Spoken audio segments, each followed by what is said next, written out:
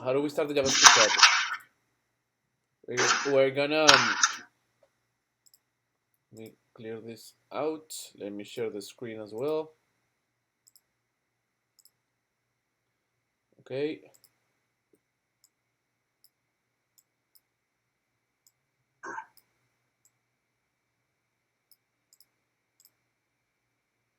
So today's JavaScript will be doing the to-do list, something like this. I'm not gonna try to focus that much in HTML and CSS, but we're gonna have to do something because the idea of JavaScript, like as a JavaScript developer, your main goal is to generate HTML and CSS dynamically, basically. That's why you have to go over CSS and HTML first, understand it, and then you'll be able to switch to JavaScript to start generating dynamic HTML and CSS. So as a student, I suggest you go to Start New Project.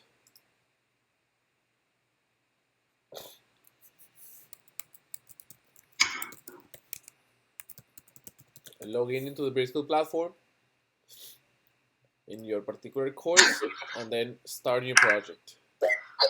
Just the basic empty template? Yeah, let's do the basic empty template. Okay. Another thing. I'm gonna turn off my video real quick, okay? Because I'm gonna eat some real quick. So. No problem. You can turn it on and off as you like.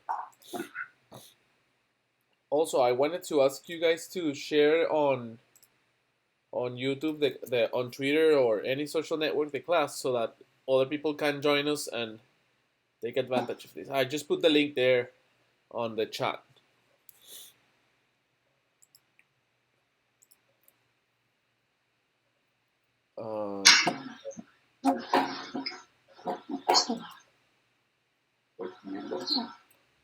So if you are following from YouTube and you don't have access to this platform to start a new project, you can still type the following on your browser: gitpod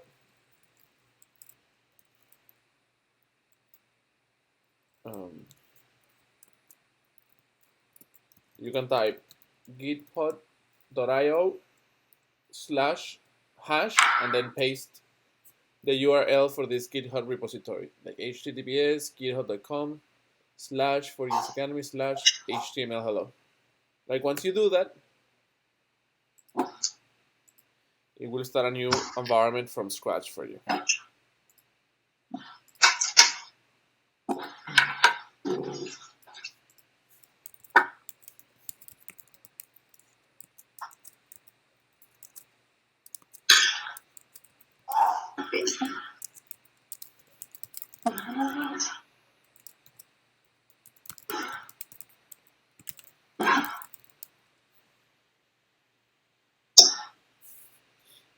Okay, here we are.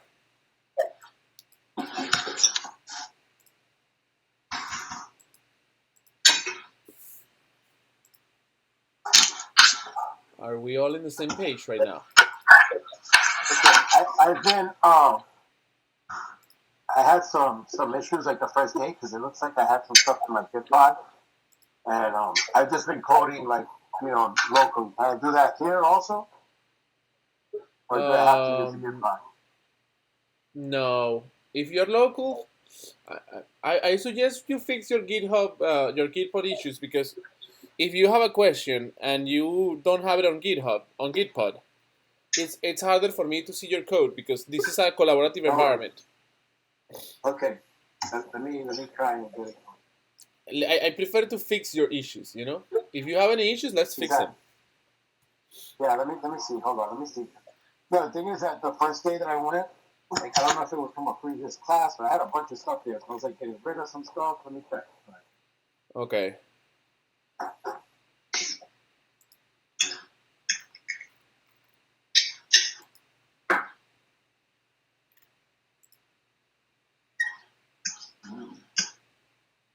Is that the bread? Mm-hmm. The honey bread? Mm-hmm. Yeah. With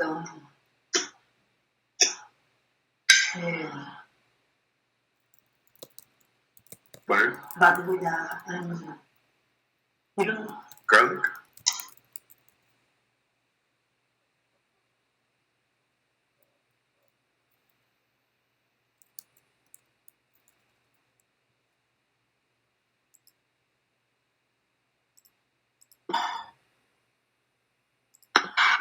Okay, I'm here on GitHub. It's asking me if I want to download something. The Show me GitHub your IO screen so Spring that we can see template. it.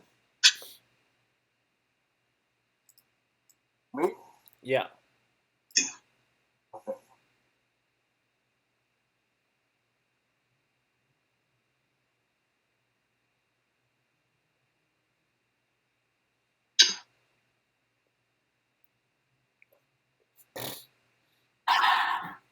Okay. Okay. So take me to Gitpod. Right here. Well, right now I am Oh. only seeing your I'm sorry. Yeah. yeah. There. I think, right? No, I'm still seeing only your blue jeans. Okay, now I see it. Yeah. So you gotta go to the Breathcode platform and click on starting a new project. Which part? On the Breathcode Oh, platform. Breathcode. All right. Yeah. All right. All right. Go home, like click on the Breathcode logo, and then start new project, and then new empty.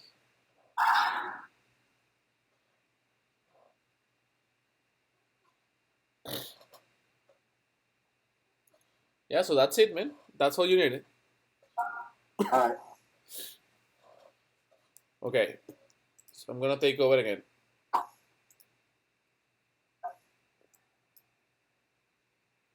Okay, so we're back here. We're gonna be doing a to-do list. So the first thing that we gotta do is that we gotta build our HTML and CSS, right? So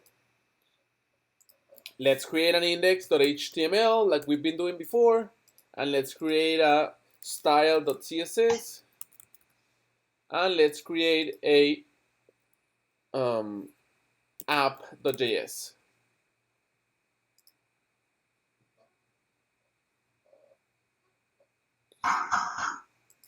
If you want my recommendation, I would put that in a folder, but for now, I guess we don't have that many files, so we can just leave it like this. Okay, so to start the structure, to create the structure for the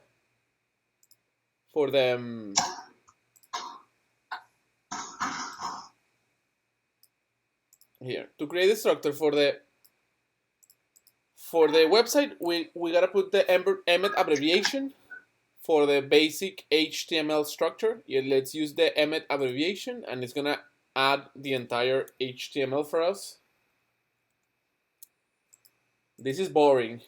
So far, you've seen now how these steps at the beginning were very interesting for you, but now it's like a boring thing that you have to do on every project. For the link tag, we go to the README file, we copy the link tag, and then we put it on the head. Okay? We don't do it. We don't type anything. Typing is bad for health. Remember, typing is bad for health. How did you get? What was it? For the emmet, how do I do that? Just put an exclamation. Put an exclamation. Yeah, that's I know what you do. Okay. And nothing happened. If nothing happened, it's because you are not in an HTML file. You have to be in an HTML file, like in an index.html. You created the index.html? Yeah. That's right. Let me do it with you. Make sure that you do the same steps that I'm doing. Like I'm gonna delete the HTML. I'm gonna delete it entirely, right? No HTML whatsoever. Okay. Okay, let me delete it. Okay. Yeah. Now you're gonna right click a new file. Index.html.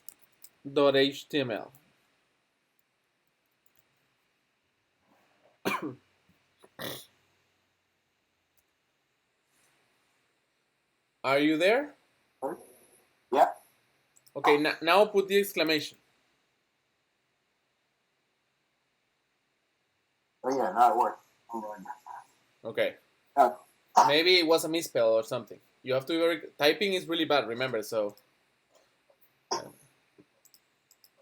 So now the next step, after you put the abbreviation and you have this structure for the typical HTML website, then you're gonna go to the README and you're gonna copy the link tag to add it. This link tag here.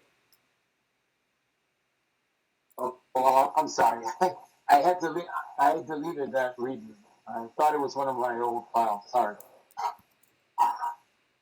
Okay. Doesn't really matter. I'm gonna put it here in the chat, and you can Google it as well, man. Yeah, Just Google link tag, yeah. and you will see it. Oh. But it's in the chat. Yeah, I got that in my other file. Yeah, sorry. It's boring. It's the same thing all the time. So in this case, we're gonna put in the link. You have to remember to specify the name of your CSS file. So for me, it's style.css.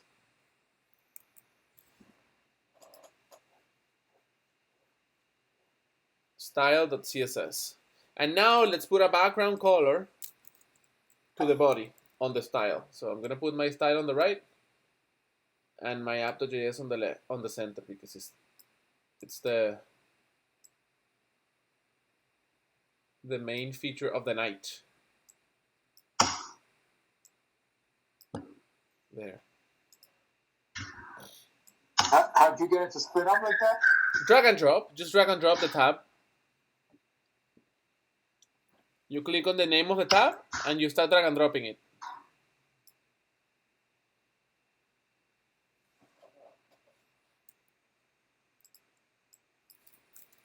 Okay, gotcha. So background, no, body, background. That's to make sure that we have the link successfully connected. Background blue. And to make sure that the app.js is successfully connected, we're gonna do alert I am connected. And then last thing we're gonna do is that we're gonna add a p tag here, hello world.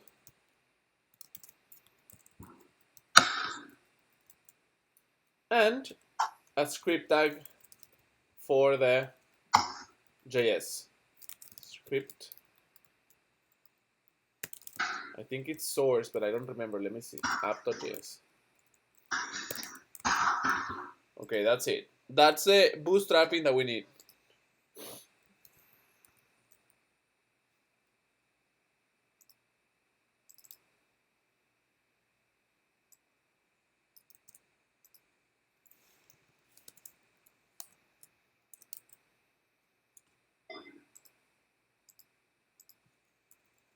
To run the website, Wesley, to run the website, I'm putting the command that you have to put in the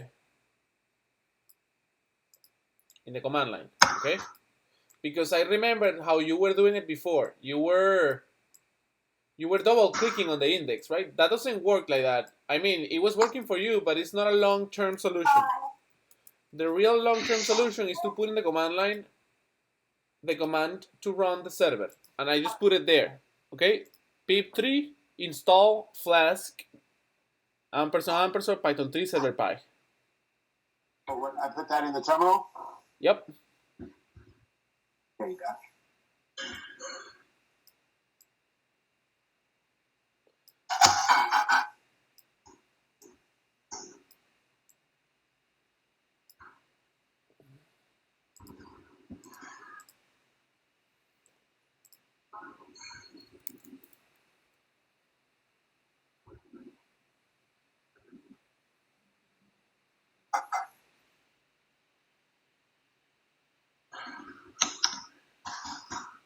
Then I should have a white screen, right? Okay. Well, yeah, you should have a white screen, but remember to look at my HTML. I have hello world in a p tag. Oh. Just to make sure that you can see it. I have a background blue. And I have a script tag. So make sure you have the three of them, because if not,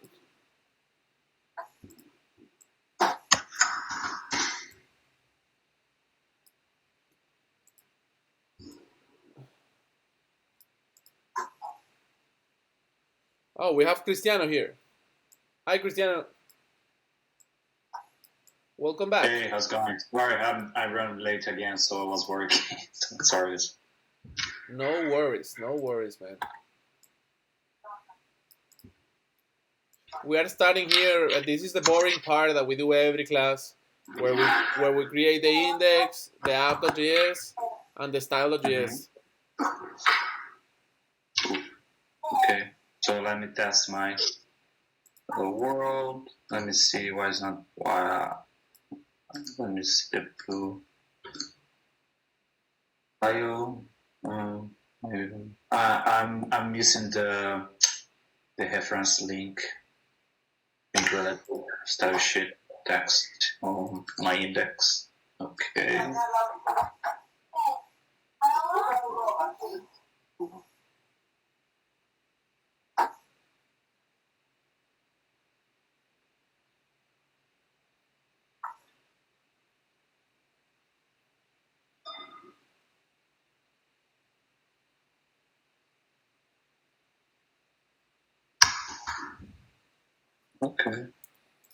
Okay, I'm good. I'm good to go. Good. Thank you. Amazing. Wow, really fast, man. Congratulations. It was really fast. What about you, Wesley? Let me see. I think You should have an issue. Like, it's normal to have an issue. Don't worry about issues. Worry about not being able to solve them, but don't worry about having issues. Okay. So I lost myself of where the page was. I was closing up all these other tabs. So how do I open it up again? That you said that I should do it. It's already open. Like after you run the command that I told you, you can make sure if it's running or not by clicking on the ports tab. You see the open ports tab? The ports tab. Where would that be? At the same time, at the same area where the terminal is. Okay. Open. Okay. Okay. Yeah, it says open. So open preview, right? No, never open preview. Open browser? Yeah, always open browser because the preview has a problem with the cache memory. Remember the cache memory? Okay. Okay, it's blue. Still white page. Isn't the page supposed to be different? It's supposed to be blue if you added the link tag with the path to your style. Yeah. Do you have the path to your file? You probably have a misspell. So look for the link tag. Okay, for the link tag, I added the same one that you had there. Yeah, but I didn't add it. I changed it. Okay, wait a minute. Yeah. There's a misspell. I have style instead of style. Yeah. Typing. I'll rename it.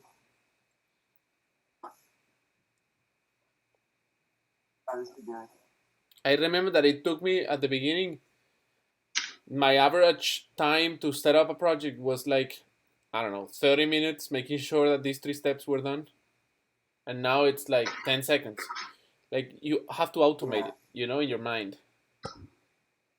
Yeah, I mean, I'm pretty sure it'll be automated, but yeah, right now, I still got the white screen. And I changed that. Okay, styles.css. Is my CSS supposed to be capital or something? No, right? You have to No, it doesn't have to be capital. Show me your screen so that we can fix it right away. Yeah, sure.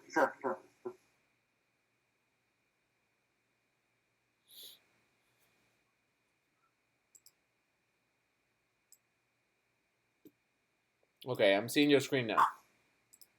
Yeah. You haven't saved the styles. No.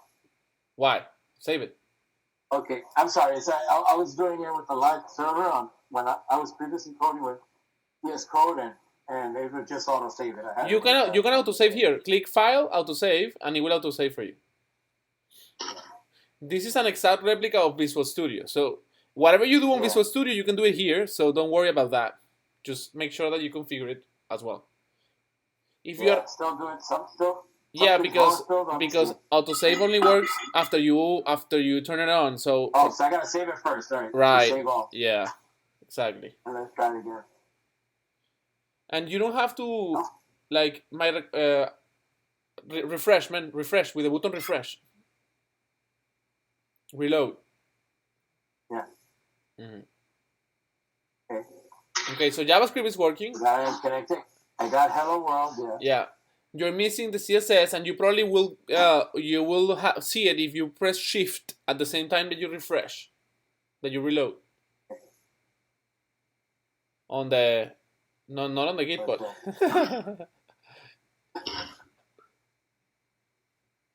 let's see. I pressed shift and I did it. Alright, so that's Okay, click OK. Still, I don't. Still nothing. That means we still have an issue. My recommendation, man, is that that you put in a separate tab, like in a separate window, the preview. You know, the document. Drag and drop your document tab to make it like move it up like here. Yeah, and make it smaller, because we're gonna do a very small project. So you can make it smaller and put it on the right side of your code. You know, you have a very big monitor. You should take advantage of that.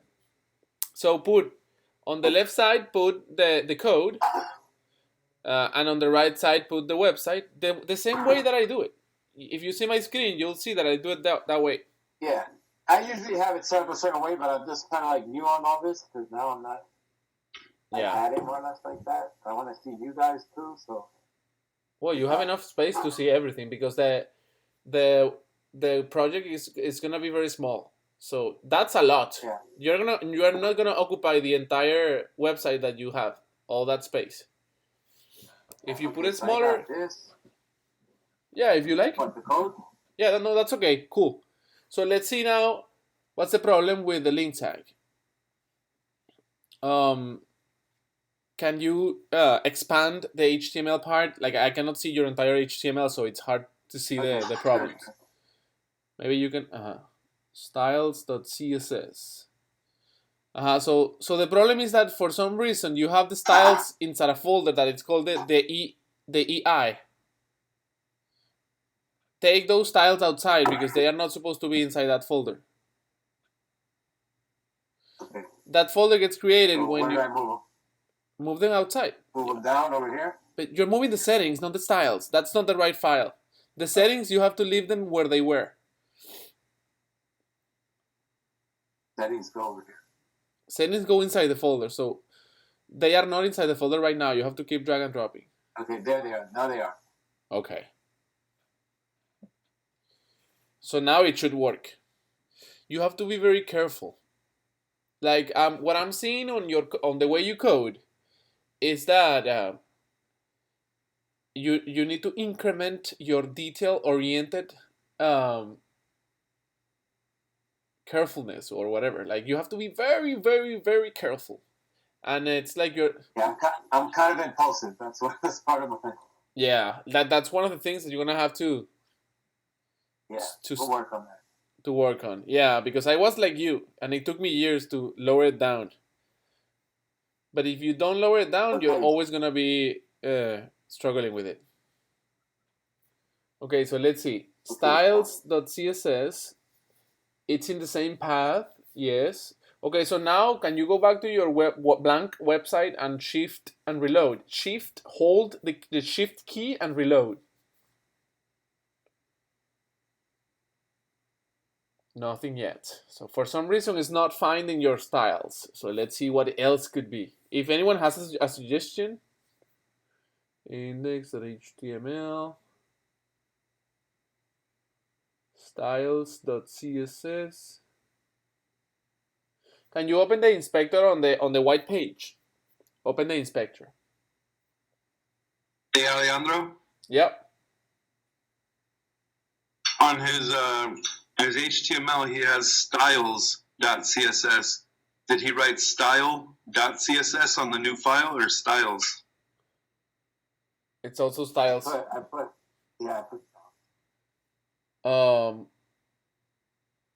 Okay, so click on console. There's a tab.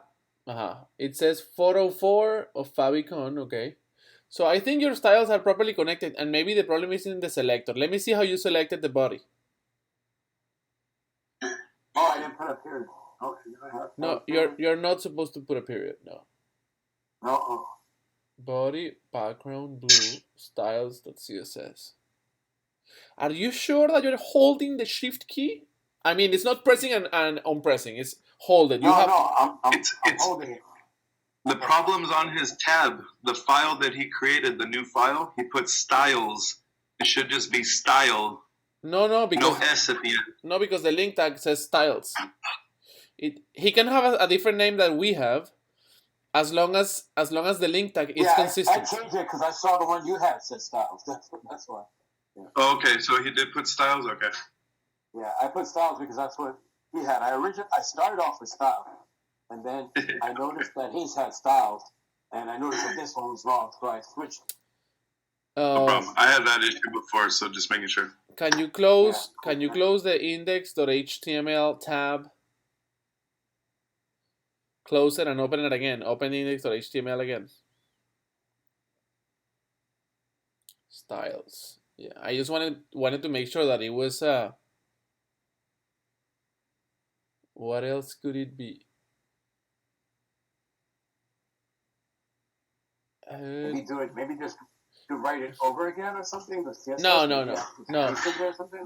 Go back to the blank website, to the white website, and click. So look, I'm holding the shift, and then reload.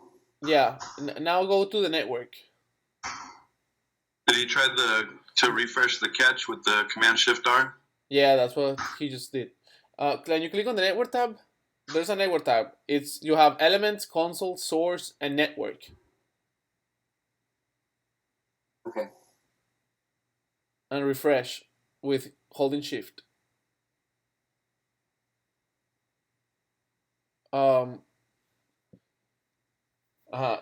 You also have click OK so that I can see the behind the dialog. Okay, so click all. You know that there is another group of tabs a little bit below that says all, X, HR, JS, CSS, and image. Yeah, I see it. So click on all. So it's not even trying to look for the CSS. You can see it there. Like if it were, you would see a request. Like we see a request for the app.js, but we don't see a request for the style.css. So the link tag is not really working. So how do you got that link tag? Can you go and look for the link tag again? I copied the one that you had there. Yeah, but it didn't work for some reason. Oh, it doesn't have closing tag, is it? Yeah, maybe it's because you have to close it. Yeah, can you Google for a second? Click, open a new tab and Google link tag.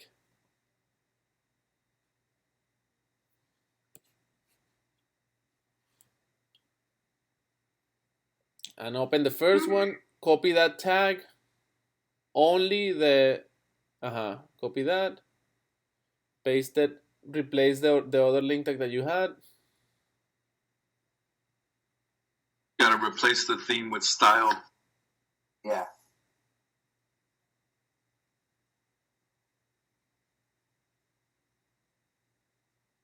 No, I think it doesn't work like that. It's telling you in a dialogue that you have to use the keyboard, and that's good because I like. Yeah, I did. Okay. So I did it. So now put styles here, right? Styles, yeah. Yeah. Okay. So go back to your white website and refresh.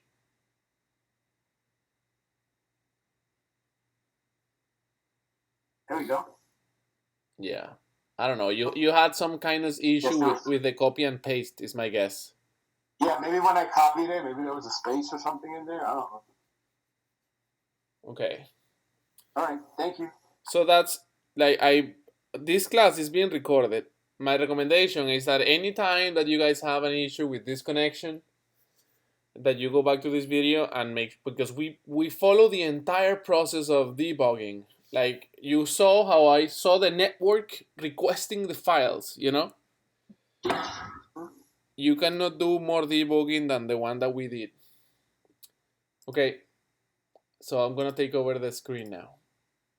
Yeah. Okay, So I have the same as you guys. I'm gonna remove this alert because it's the most annoying thing you can imagine.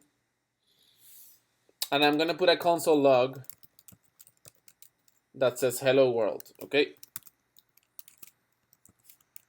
The difference between a console log and an alert is that the alert shows up for everyone and it prompts and it breaks the flow, but the console shows up only for the developers. You can see it here when you refresh. If you did it right, properly, you will see the console log. Let's see. Here, there it is. Hello world. You see it in the console? Everyone see it in the console. If you don't see it in the console, let me know.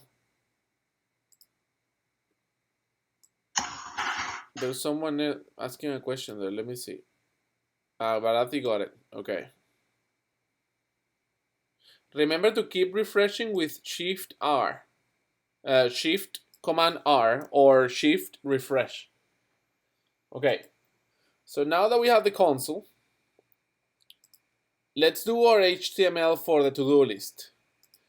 What will you use for the to-do list? Christiana, what will you use for the to-do list? Like, what HTML element will you choose to represent a to-do list?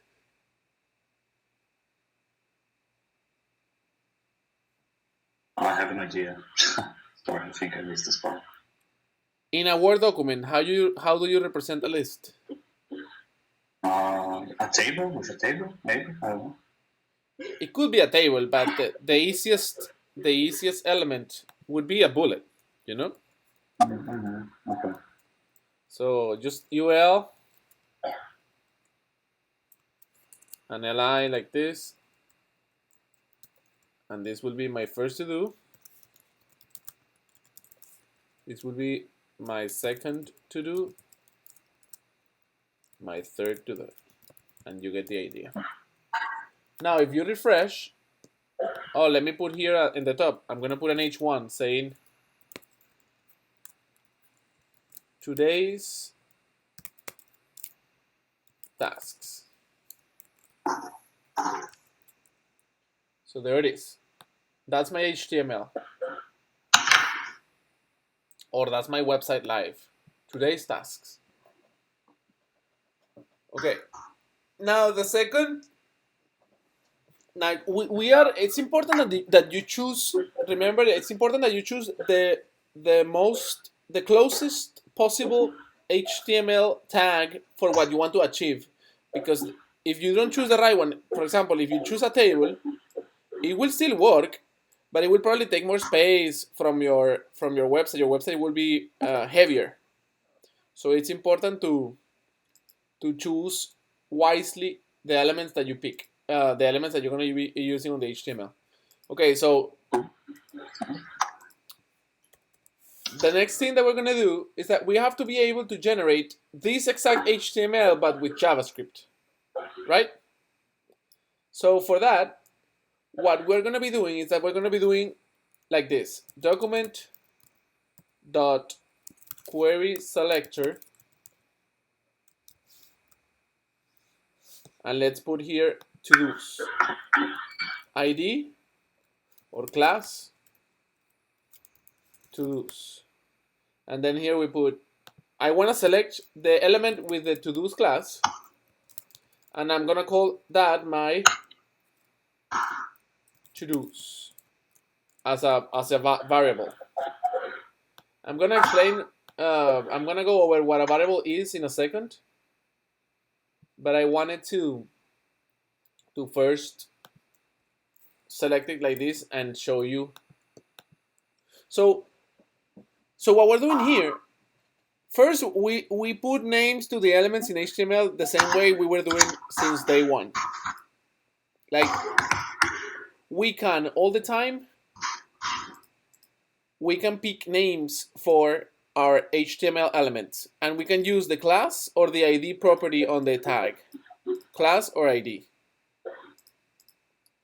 So when you go to the first day of JavaScript, that is day number 3, you'll see that you have a lesson here that is called Learning to Code with JavaScript. and it will go over.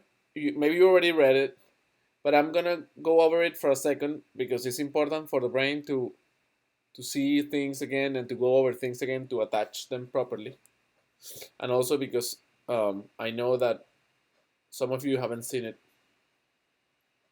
So JavaScript and any other programming language is focused entirely on variables. Variables are very similar to math variables where you can store information. So that information that you store it for a purpose. When you are a JavaScript developer, your purpose is generating HTML like this using code. So I have to tell a machine how to write this code here. I'm not going to write it myself because I don't know what to-dos we're going to have tomorrow. So I can only design the way it looks and then dynamically generate the HTML. So that's what we're going to be doing. And for that, we're going to use variables. The variables can have data types, like booleans, strings, numbers. These data types are only JavaScript data types. The other programming languages have similar ones, but depending on the language purpose, the type of variables are different. Like in this case, for the web development or for developing for the web, you have Boolean that is basically true or false. Like for example, I could say let. You have to start every variable with a var syntax or with a let syntax. So let's say age equal to 18. That's my age right now. Or I could say let older or older enough, and it could be true or false. Old enough, true or false. That's a boolean. Booleans are very important. You're going to see that you use them a lot for conditions to tell the computer, if you are old enough, go here. If you are not old enough, go somewhere else. Then you have also arrays that are list of values and strings. So this will be a number. This will be a boolean. Then this will be a string. Name Alex is a string. And then you have names in plural will be an array, a list of names. And you put them separated by quotes because they are strings, like this.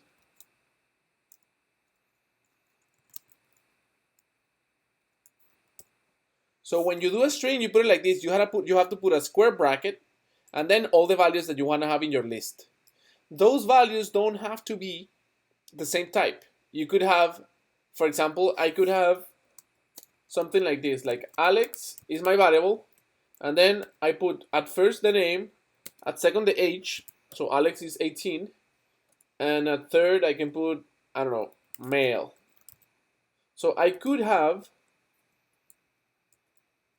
a data structure, or I could structure my data in a way that everything about Alex is in a list of values in an array. This is an array. Or I could have a list of names as an array as well. Like, it doesn't really matter. Like, from here on, it's very creative because these are the tools and you can use them to store data however you want. Okay, and the last data types are going to be three types of data types: the null,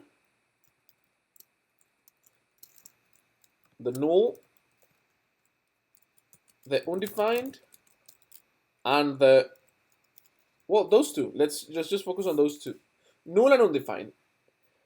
All the other languages, they don't have two separate values to represent this thing. They have the same one, just null. JavaScript is the only language that has undefined, and it's a real problem. Everyone hates JavaScript because of that. Undefined will be your doom. You will make a lot of mistakes with undefined. So you have to understand undefined so that it doesn't become your devil or whatever. So how does it undefined work? Undefined means that you have not defined the value. For example, if I say console.log and I put here,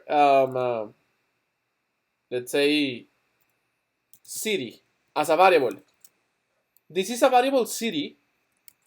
When I console log it, let me comment the console log on the top. When I console log it, you will see that it will say city is not defined. You see? City is undefined. Is not defined. I would have to define it first. I could say let city it's equal to London. And then if I refresh, then you will see London here. Let me put this big so that everyone can see it. Okay. And let me remove this favicon. I hate having that issue all the time. Like, we need a favicon. If not, the browser is going to go crazy. Favicon. HTML. I'm tired of that error, so I'm going to fix it. You don't have to fix it. But I'm tired of seeing that right there. Yeah, I was wondering what was that. Yeah, it's super annoying having that red thing all the time. So we just got to pick a random GIF. Random favicon. I don't really care about what favicon. Let's generate it from text. And let's put here whatever. And then copy image address. And I'm going to put it here. Let me see if we refresh and the error goes away. Yeah. So the favicon is this icon that goes on the top. You see the F right there? That's the favicon, and it's super annoying. Apparently we have another error here. The DevTools failed to. I think we can just filter the messages that we want to see on the console. Let me see if I can filter and not see the warnings. Well, apparently I can't.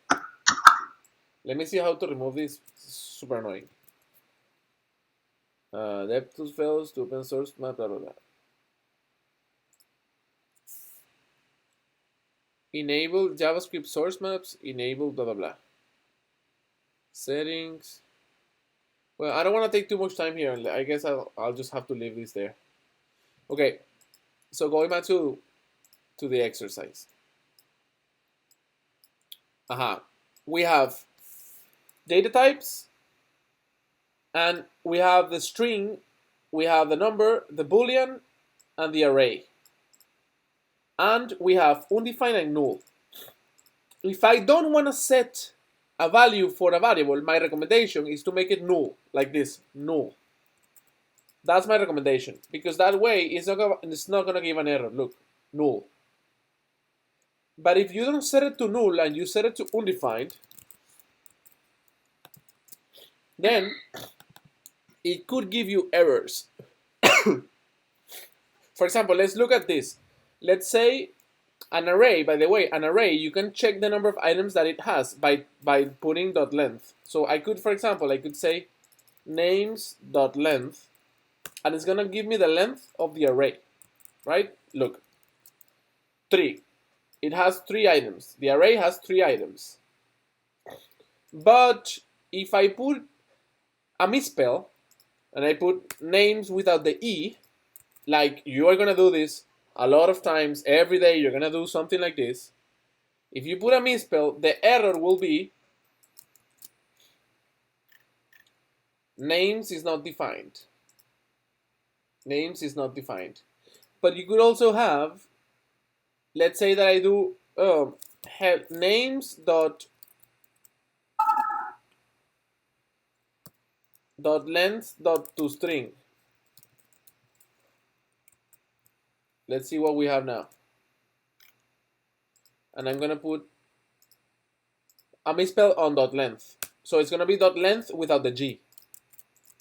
And now we have cannot read property to string of undefined. You guys see that error? Cannot read property to string of undefined. So what does that mean? Let's discuss that. You're going to see this error, I don't know, 20 times a day when you start.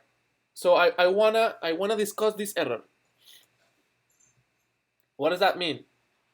cannot read property to string of undefined. What do you mean undefined? Like the right error should be something like I cannot do to string to length. That will be more explicit. It'll be a lot more explicit to see it like that,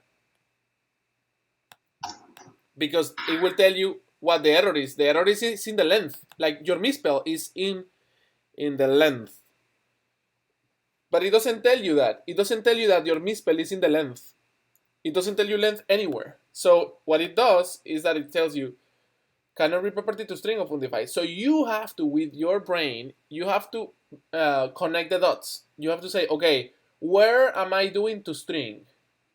In the line 15, I am doing a to string of undefined. Okay, so to string, and this is the one that is undefined. So this has a problem. Okay, everyone understands that you have to connect the dots yourself. The computer will not do it for you. Length. So when you fix it, you'll see that it will show you the number 3. By the way, this toString is the tool that we use to convert a number into a string. Because the number 3 is not the same. Let me put it bigger here. Let's say that I have another variable h2 and it's 18 but in quotes. And let's see if this is the same. Age is the same as h2. Let me see what it does. False. Age is not the same as h2. I'm putting it with three equals because I'm asking a question. I'm not assigning anything. If I just put it like this, I'm saying that h2 will be equal to h1 or normal age. And I don't want to do that. I want to ask a question. I want to say, are these two the same? And it will return a boolean. Every time that you use 3 equals, it's going to compare everything on the left with everything on the right and return true or false. Okay? That's how you ask questions to the computer. So you can say, for example, if age is equal to h2, or let's say if age is it's more than 18, then we can say here, you are old enough. Else will be less or equal. So let's put equal here as well, like that. You are too young. When you refresh, it's telling me you are old enough because age is 18. But if I put 17, it's gonna tell me you are too young. Okay, so that's how you make questions to the computer. And that's really important because that gives you decisions. The only way to decide something in code is to ask questions to the computer. And you can put curly quotes, like brace it like this to group lines of code in the same scope. Like for example, if I'm saying if age is more than 18, I could say old enough will be now true. And in the other one, I say old enough, it's false. And then I can say here console.log old enough, and the same here, old enough. So what's gonna happen here? Like I'm grouping lines. You see, I'm saying old enough false because it's 17 the age, and it's skipping these 2 lines. The 17 and the 18 are being skipped, and it's going straight to the 21 and 22. That's how you ask. That's how you can make the computer skip a bunch of lines and do something else depending on a particular condition. This is called conditions. This is all in the same lesson. Here's conditions. Look. Logical operations. Here it is. The equal the different than, the greater than, the less than, greater or equal, and less than equal. And then how you do the conditions. Here are the conditions. If number, no, hello, goodbye. So that's how you would use conditions. Okay, so if we're gonna do a to-do list, the first thing, what data type do you think we should use for a to-do list? Array. Yeah, an array, exactly, because it's a bunch of to-dos, right? So let's declare it here. Let to-dos equal to empty. Or let's say that we have, by default, we have one to do, that it's, I don't know, waking up. I guess everyone has that to do. And there we go. We have our to-dos. Now let's print them. Let's render them. To render them, you do to-dos. Let's create a variable as well that it's gonna be our HTML. Okay? Let's call it content. And we're gonna use, instead of double quotes, we're gonna use curly quotes. I like the curly quotes a lot because they come with a lot of features. Like, for example, I could do enter and continue, and it will all be considered the same string. Like, I could have a multi-line string, and you cannot do that with the normal quotes, I think. Let me see. Yeah, you cannot. Look, it will give you an error. So if you want to have a multi-line string, you gotta put it with this type of quote that I call it a curly quote, but it's really a tilde. And that's gonna be my HTML. So let me put it here. Let me put my to-dos here. And I remove it from the HTML. You see how I remove it from the HTML? And then what I can do is that I can say to-dos dot inner HTML, it's equal to content. Okay, let's do this. Everyone do it in your project.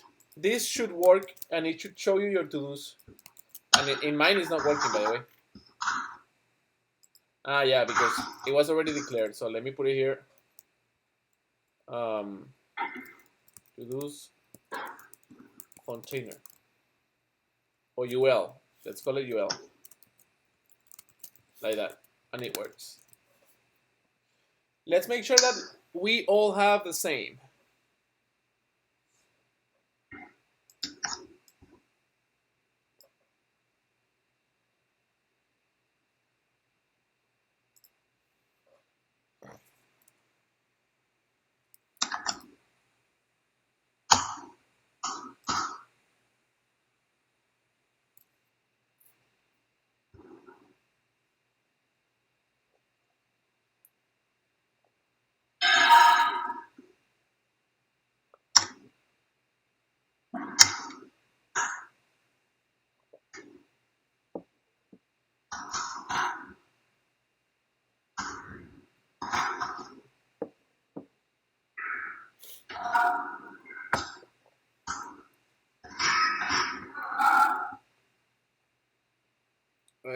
Put on the chat. Once you are done, put it on the chat, please.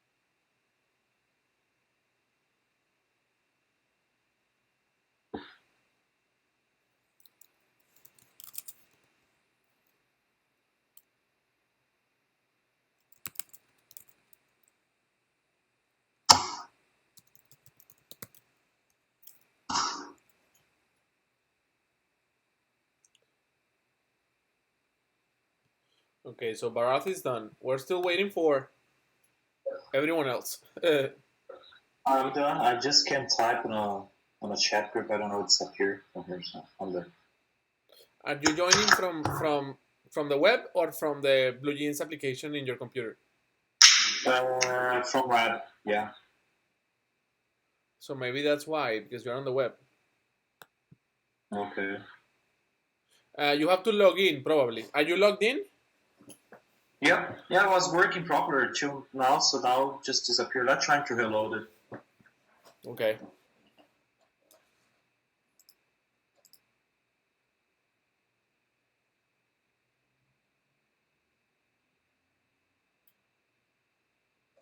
Well, that's strange. I don't know.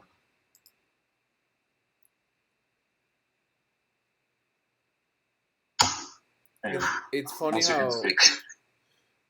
we have to be constantly fixing issues all day. That's crazy, right?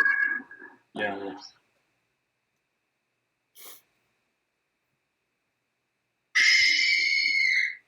Someone's sharing. Who's sharing?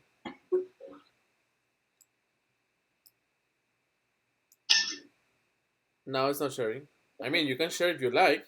It was that you, Cristiano? No. No, it was me, Alejandro. So you have a question? So after I take that out, what did you want us to do? No, what I want you is to... I want you to replicate the exact code that I have because... and ask me any questions that you have about what we're doing right now so that we can continue. Because I don't want you falling behind.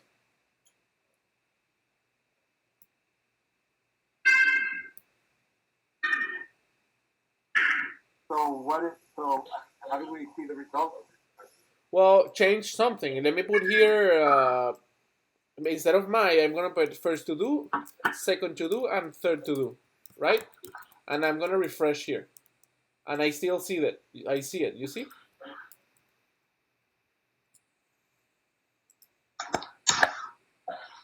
Let me remove the background and make it gray because it's too... it's horrible. There.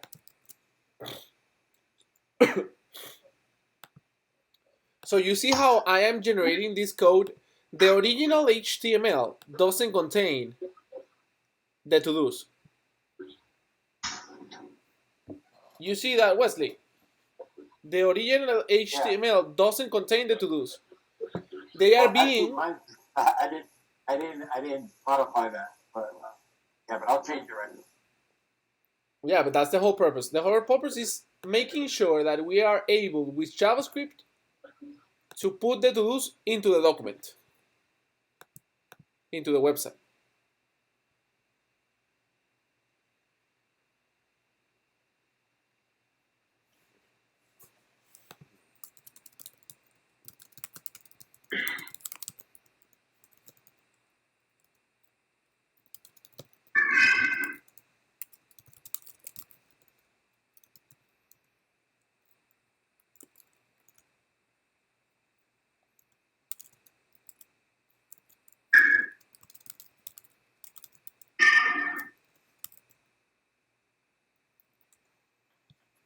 Can you open up the rest of that code right there?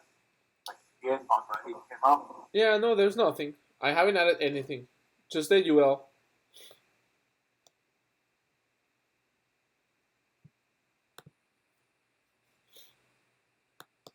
And I'm not going to do anything else to the HTML. I'm going to leave it like that because the idea is to do everything with JavaScript. And actually, I'm going to close it. Can I close the HTML? Yeah, I missed something. Just open up the HTML real quick. Yeah.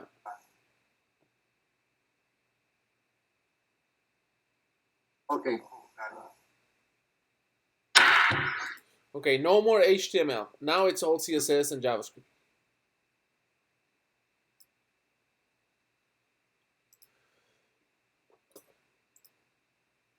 Were you able to...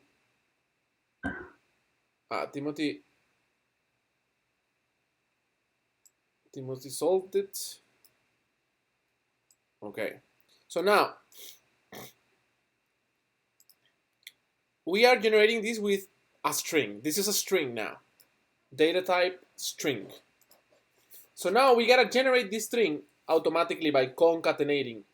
We cannot have it all like this. So how do we do that? We have the to-dos here, waking up, but the to-dos that we have on the HTML are not the same that we have on the JavaScript array. So that's what we call making something dynamic. Because right now it's hard coded. Like these are gonna be always my to-dos, and they are not supposed to be this. They are supposed to be dynamic. So how do we generate this content dynamically? The first thing that we're gonna do is that we're gonna declare the variable. We're gonna declare it empty, an empty string. Then we're gonna say to-dos, that it's our list of to-dos. Remember that we have a list of to-dos, an array of to-dos. We're gonna say to-dos dot for each. So basically, for each to-do, we're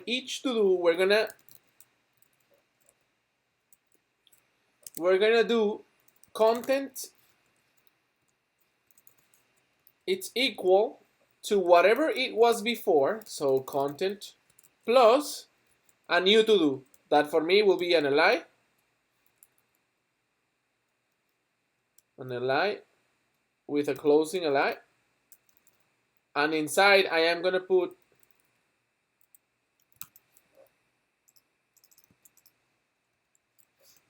the to-do content. So this code here, you can understand this when you go to the arrays lesson. The arrays lesson is in day 3, my bad. It's in day 3, looping and arrays. Basically, arrays are so cool that they have their own lesson, because arrays let you do a lot. What you have to understand, the basic understanding of array, it's that an array always have items and positions. Okay, so the position is the position 0, the position 1. It starts at 0, so you have to remember that. The position 0, the position 1, the position 2, 3, 4, and so on. So we have here an array of one item. We can have a second item. Let's say make the bed. And then do homework. We have 3 to-dos now. So this will be, if we focus on this array only, this will be the position 0, this will be the position 1, and this will be the position 2. Okay? But at the same time, this will be the first item, this will be the second item, and then the third item. So does that make sense? Like, you have to always, I know it seems stupid, like this guy is talking so slow about something stupid, but it's not really stupid, because you will make the mistake all the time of thinking that the first position is 1, and it is not. It's 0. The first item is the position 0. You will make this mistake many times, but it's okay. You have to just remember what I said, and then remember your previous experiences, because probably you will struggle with this error for 3-4 hours, and then you will find out, and then that's when you don't forget anymore, when it's your own struggle. So first item, position 0. Second item, position 1. And the other important thing is that you remember that I will call these, when I'm talking to you, I am going to call this the position. So I'm going to refer to it like position. So you have to know what I'm talking about. And I'm going to refer to this like item. Always. In some examples, I am also going to refer to this like the index of the item. Or the I, short for index, okay? Position, index, I. Those are the same, synonyms. And then here it's item, or it could be element. item element, or ELM, that is short for element. So this is all common knowledge. So as common knowledge, I already put here item. You see how I put item on the line 15? So that's giving you a clue. It's giving you a clue. When you do a for each, it's like English for each, it's gonna give you every item one at a time, only one at a time, and it's gonna repeat the line number 15 as many times as items the array has. So basically the length of the array. The length, it's equal to 3 right now. The length is always equal to the total number of items. So here my to-dos are 3, so my for each is gonna run from this curly bracket or bracelet. It's gonna run from the opening curly bracket to the closing curly bracket. It's gonna run as many times as items. Okay, so that's it. So we have it 3 times. Let me do something. Let me console log here so that we can see how it's growing. We're gonna see content growing. Content. And you're gonna see how it grows. Look, I'm gonna refresh. And if I open the console a little bit, you're gonna see how at the beginning it's empty, right? Look, at the beginning it's empty. Then it contains waking up. Then it contains make the bed. And then let me go outside of the loop and print content one more time. So there it is first waking up, nothing. So the first time that this loops, it prints content in the line number 15, but it hasn't accumulated, it hasn't concatenated the string. When you sum strings, you put them together basically. So if I sum, let's say let sum, if I sum A plus B, the result is AB. AB. Exactly. It is not the same that when you sum numbers. When you sum numbers, if you sum 1 plus 2, the result is 3. But if you sum the string 1 and the string 2, what do you think is going to be the result, Wesley?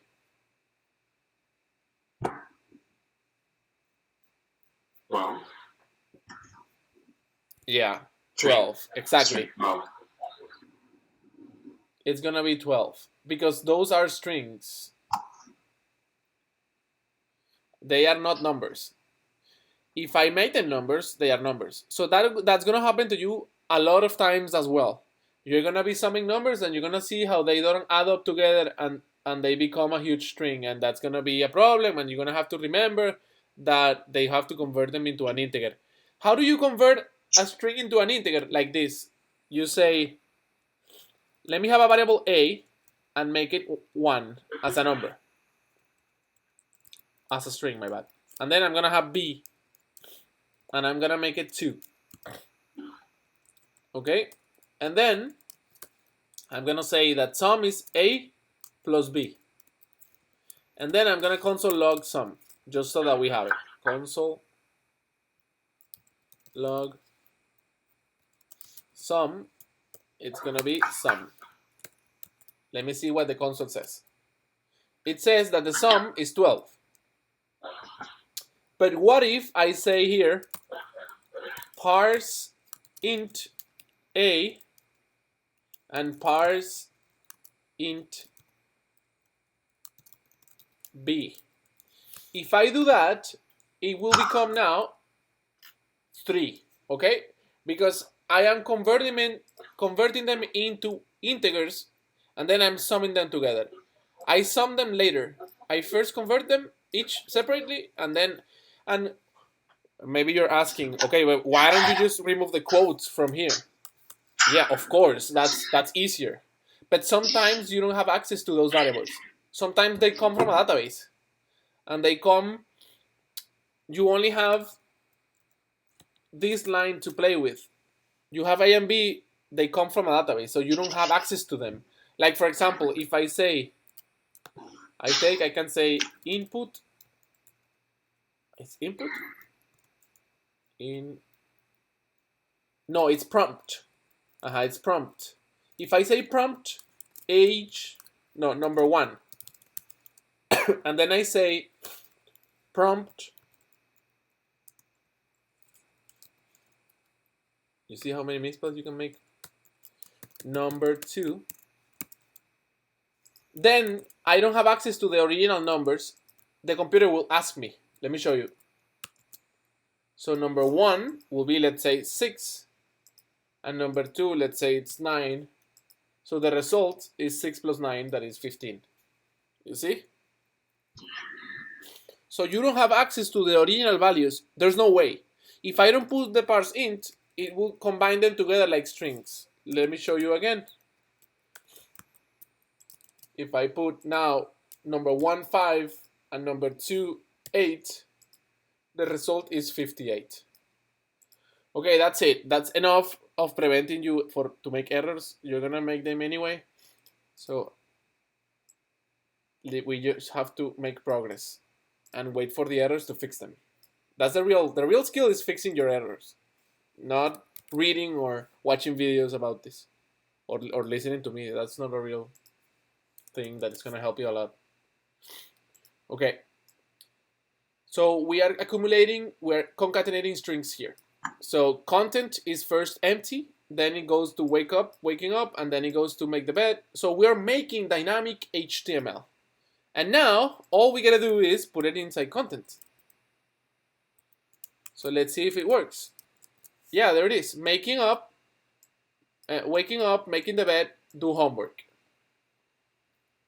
So let me do one little trick here that is gonna make this a lot easier. Let me say that window.todos is gonna be equal to todos. This little trick allows me to play with the variable todos from the console, from here. And look how cool this is now. Like if I change, no, it's not gonna work because I have to refresh the website to make it work.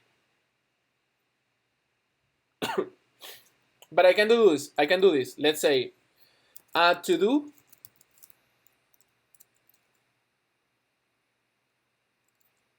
Let me wrap this in a function. I'm gonna wrap in a function this entire script. So I'm gonna say function render todos. It's equal no. It's all of this. Okay, so this entire code is now wrapped in a function that basically renders. It runs all these lines. When you create a function, it's like you are grouping the lines and you're putting a name to those functions, to those lines, to repeat them later, to reuse them. So if I say now render todos, that's how you declare a function, and then this is how you call it. To explain a little bit about functions, you can read the next lesson, that is the last one. We're not gonna learn anything new today, so don't worry. To understand about functions, you have the third lesson, and we have this example here. Let me run this example here. Here we have a small function that is called sum. Let's say that I am tired. Let me close the. Maybe I can clone this. Yeah, let's forget. Okay. So I'm gonna have a function here that I'm gonna call multiply. Here it is. It's a little code. That multiplies two numbers. So I'm gonna say now multiply console.log multiply 1 and 2, or let's say 3 and 2, and this is gonna return 6. because it's multiplying them. So this line of code here, a function, it's a piece of code or a group of lines of code that return something for a purpose. Like they have a purpose. So I decided to call this multiply. So my purpose is to multiply whatever I pass to the function together. So if I pass 3 and 2, it will multiply them and return them, and I will be able to console log them. I could also put them in a variable. I could say let sum, it's equal, or my bad, let total, it's equal to multiply 3 and 2. And then I can console log total. And now total is 6. I can change this to 9, whatever, and now it's going to be 18.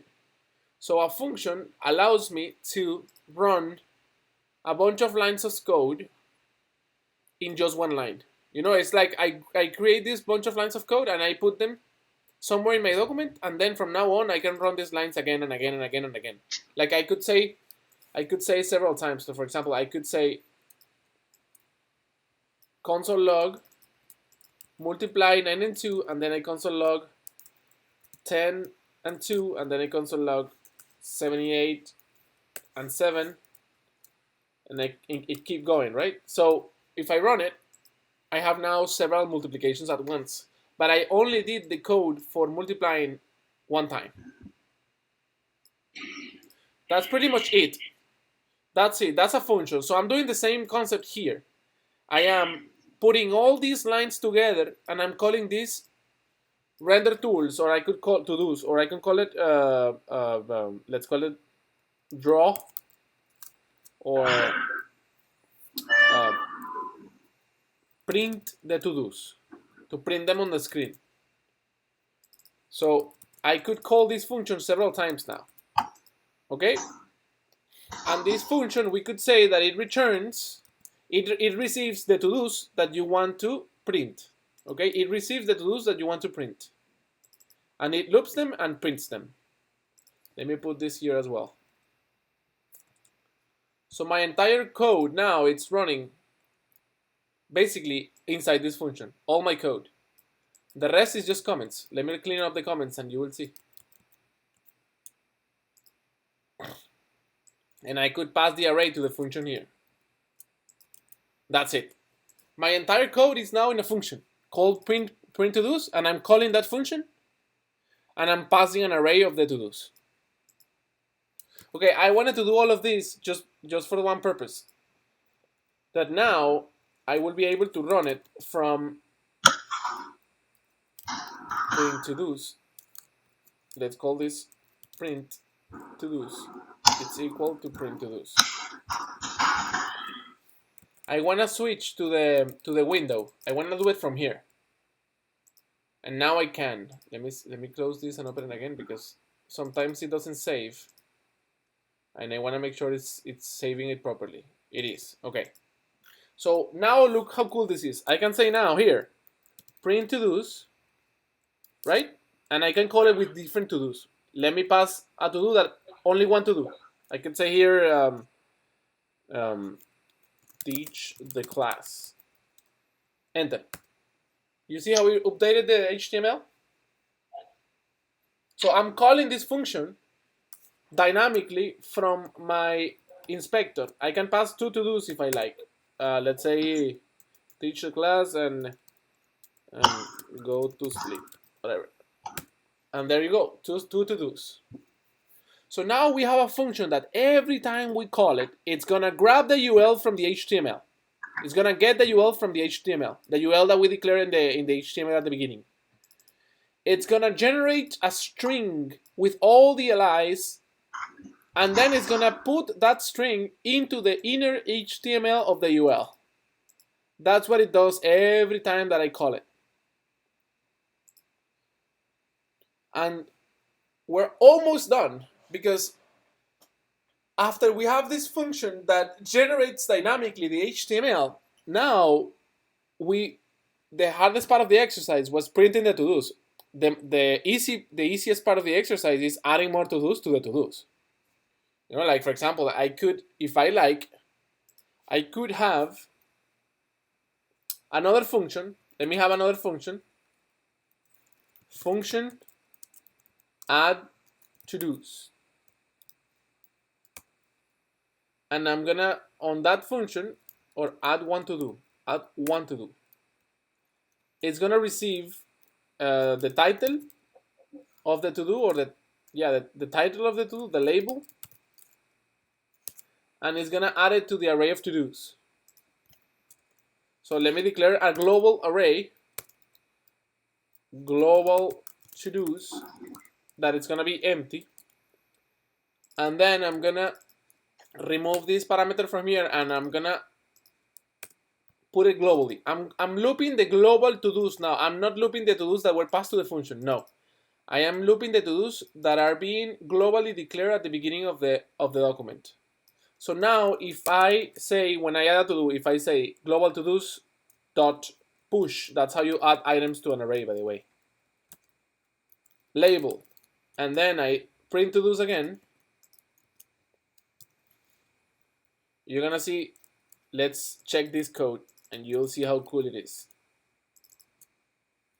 I'm putting a to-do now here. Okay, let me refresh, and you'll see. It's empty right now, right? The list is empty. But now I can say add to do, clean my room. And there it is, it's adding.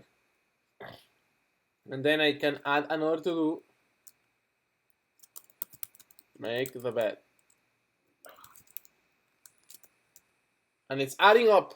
Instead of refreshing all the to-dos, it's just adding up one additional to do. Like, any questions about this? You guys probably have a question. This we're using a lot of things here. We are putting together a lot of knowledge. We're putting those 3 lessons. The lesson about learning to code in JavaScript, looping arrays, and working with functions.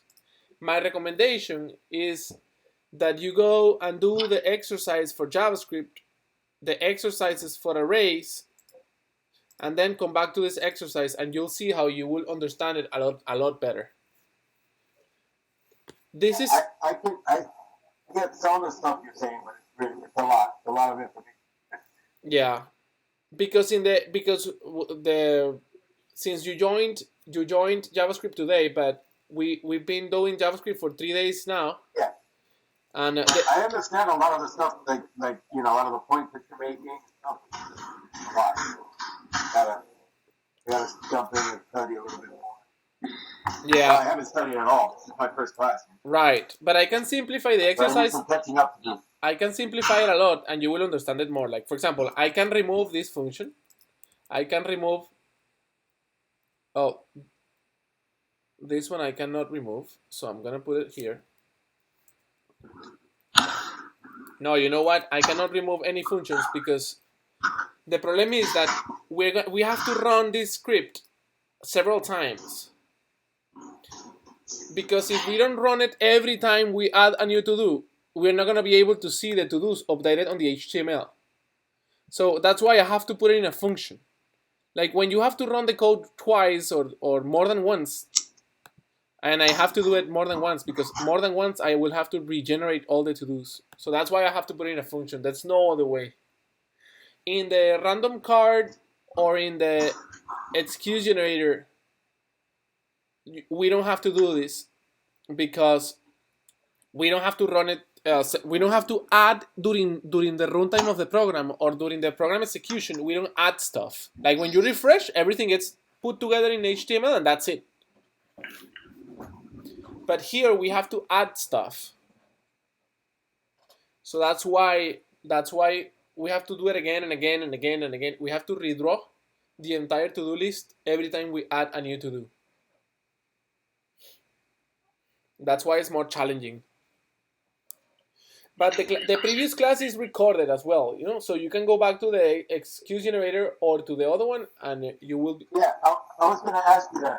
How do I see, like, where do I have to record it? Well, there's several ways. Like, for example, when you are opening a project, let's say the excuse generator, it could be that it has a video. Let me see if it has it. Yeah, here it is. Look, this project has a video, so that's basically the same as this class, right? Another way is in the YouTube channel for Breathe Code that I can give you the link. Since I'm streaming the classes, I am publishing them in a playlist.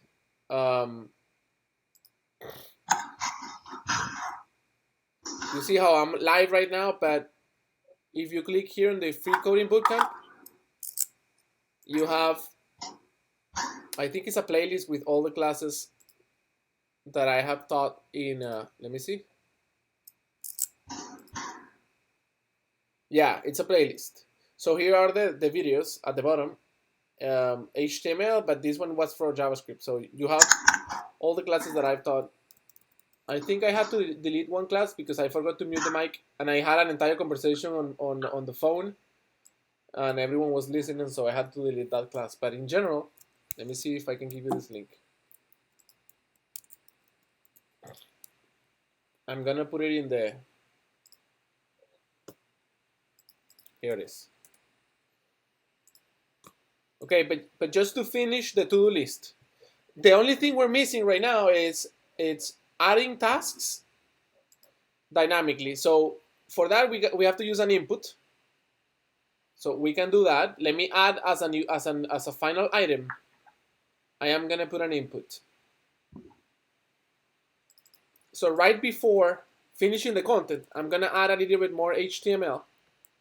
I'm gonna say content equal to content plus input type text. Remember that we have the input to allow input from the user. And now we should have always the last thing that we have. Let's see, make the bed. It's an input. Let me see. Yeah, at last we have an input.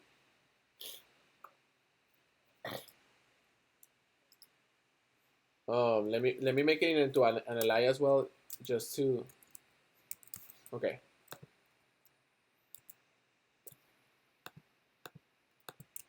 Here we are. And let me print the to-dos always here. There. Okay. So there we are. We have an input. Now, how do we listen to this input? How do we listen? JavaScript is a language that is oriented to the user. So we're always listening to what the user does. If the user doesn't do anything, the program should not do anything. But if the user does something, then we gotta react to that. That's why React is called React, by the way. It's called React. The framework for JavaScript React, it's called React because that's what it's doing all the time. It's reacting to user events. So we can say on the input, we can say on click, and then we can call a function. And we already have that function. That's the most amazing thing, that we already have it. So we can say on click, add to do. Let me put the curly quote that I like because I hate having to, okay. So add to do, and then we're gonna put here I think it's the event target value. That's what I think it is. This is also something that you have to remember always. It's something that it's just like that. Let me see if it works. Wait. Oh, look, it's working already. It's adding to-dos, but it's adding them randomly. It's super weird. Let me see. Maybe if I put just value. Let me see. Because I put on click. It's my bad. It's on change. No. This is all wrong. I have to put a button. Yeah, this is where it gets a little bit annoying. Let me not put on click. Let me put on mouse. No. How do we? What event? Let me see. Input. Event. I'm sorry. Yeah, but I don't want key press because key press is every time I type. I don't want to add a to do every time I type. I want to add a to do every time I stop typing. So focus out, it's better. Let's see. Okay. So I say make the bed, and then I focus out. Boom, there it is. You see? So when the user focus out, you want to add a new to do. So every time that I focus in, I type something, and then I focus out, it re-renders. You see, that's super cool.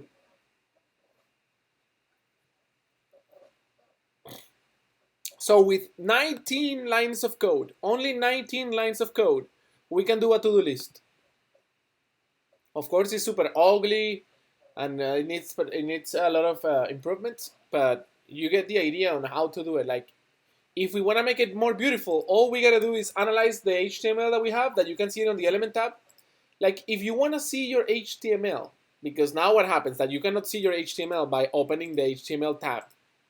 Here, if I open my HTML, it's still the original one, so I don't have access to it anymore. So how do I access it? Well, I can come here in the inspector. I can go to the elements tab, and I can open here, and you will see the latest one. Look, this is the real HTML. So that's another cool thing about Chrome, that Chrome will show you the HTML that you have on your project dynamically, not only the original one. So if I add, you will see it growing. Look, let me add some more. You will see how it will grow. Look, boom, there it is. It updated. So it's super cool. It's the best way to understand what's happening in your HTML. So now that I know that this is the HTML that is being generated, I can apply styles to it if I like. You know, I could say that I want to apply to the UL, like for example, to the UL, a background, white with a border of 1 pixel solid in a more darker color. I think more darker will be something like gray. I think gray is darker than BD. Yeah, it is. Or let's make it 2 pixels. And then I can also make it margin auto so that it centers itself. And I can put a width of 400 pixels. And then my exercise become more beautiful by the minute. And then color black.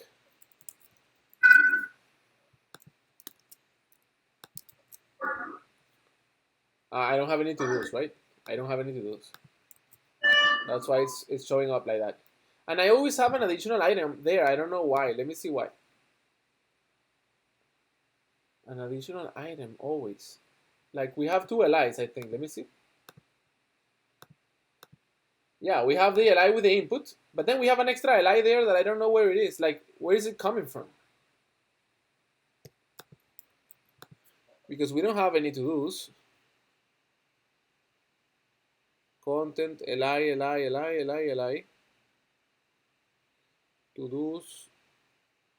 Maybe it comes from the HTML like that. I don't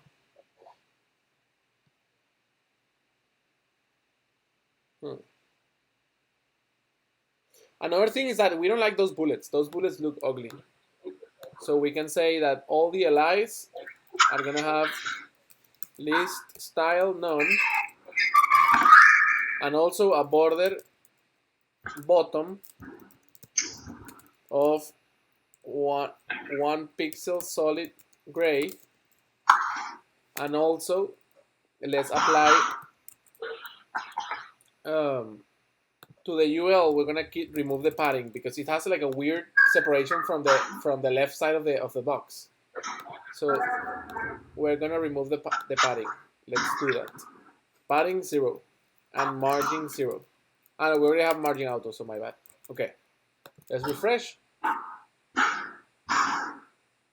And then let's also tell the input to be 100%.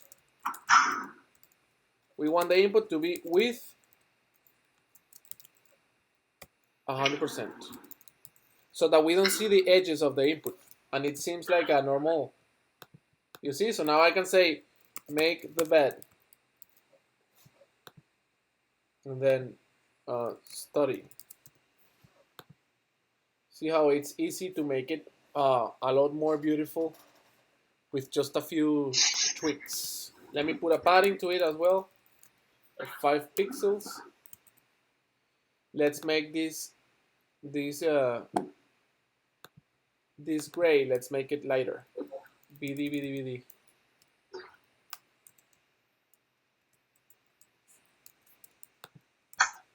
Let's see how it looks now. Make the bed. Yeah. Study.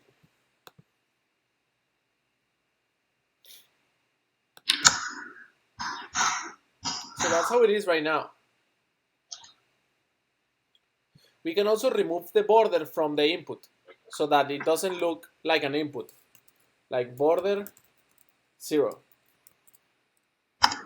And then it's not going to show up, but you're going to still be able to click on it. You see? And the blue line we can also remove. I think that's focus. Let me see. Input CSS remove focus. Focus glow. Like here it is. So it's outline known.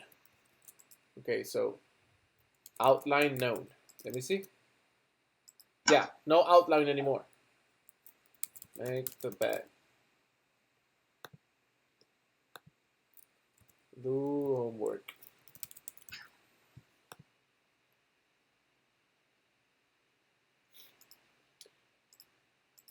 Yeah, so that's pretty much it. I don't know if you guys have questions. We are 7 minutes to finish. Like I said, go back to the practices, and come back and watch this video again. And depending on next class, we can do a different exercise. If you can pick for the next class, you guys can pick an exercise that you like. Look it for on the internet, and we can do it together. I think that would be interesting. Or you can show me something that you did, and we can fix it. If you have any questions, just let's try to take advantage of these classes. Like it's instead of me having come up with new exercises every day. We should take a poll for the next class on the exercise. Yeah, and try to do also all these repeats, the repeats that are on the platform. Maybe they seem to you that are not a priority, but we've been doing this for a lot of years. Like you have to do what we're telling you, and it's gonna work. You are not different from anyone else. Like sometimes you think, no, I'm more like a visual person, I need to read more. No, you are just like everyone else, and the way to understand code, it's by practicing like a crazy person. And that's why we have so many exercises, little exercises. So recommendation, practice like a crazy person the little exercises so that your brain can start automating these things. If not, you're never gonna be able to level up to start doing projects. Yeah, I definitely learned that with the idea as a relatively older person. I don't, I learn, but I have to do things a lot. If I don't do it a lot, I'm not gonna learn. That's probably one of my main problems. I've taken like little courses online, and I've done it, and I'm good, and then I spend 2 weeks without coding, and that's it. I come back and Yeah. But the other problem is that sometimes you don't know that you're making progress because you are doing exercises so little, and you are not doing big projects that maybe they seem that you're not making progress. But that's when your brain is really attaching the information, and it's making it for. Because if you do a project and it takes you a week to finish the to-do list, right? Or 3 days, 4 days, you did nothing. That's not the best way to take advantage of your time or to spend your time. It's better to do little exercises and do, I don't know, 10 exercises a day. For example, we were doing the to-do list, right? If you go to the exercises about JavaScript, in Replit. The platform will take you there, so don't worry. It will take you here to what I'm about to show you. It will take you to these boxes here with the exercises. So the platform will take you to the Begin.js. If you do all these exercises, you will be impressed how more comfortable you will be to start the to-do list or the. And how do I find that? Through Breathe Code? Yeah, like when you open the exercises, the practice, those replits are here. Let me show you in the platform are here.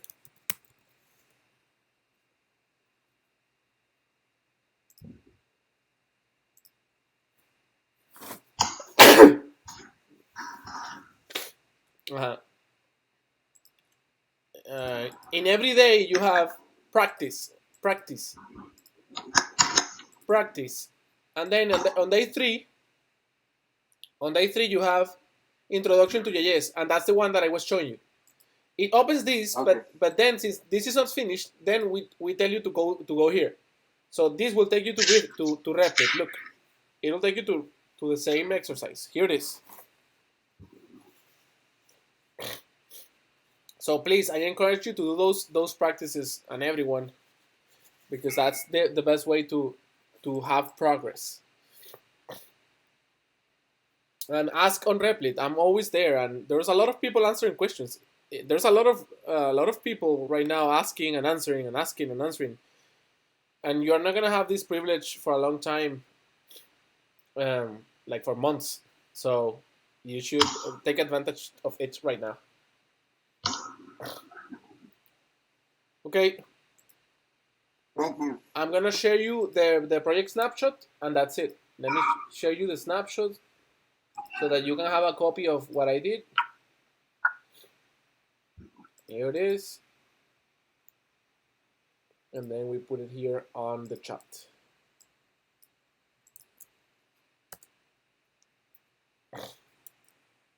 Okay, thank you guys. Thank you very much, Alejandro. Have a great evening.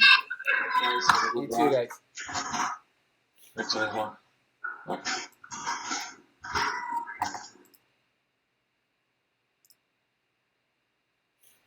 Let me put it on the YouTube channel as well. There it is, the link, so that you guys can have it, the snapshot as well.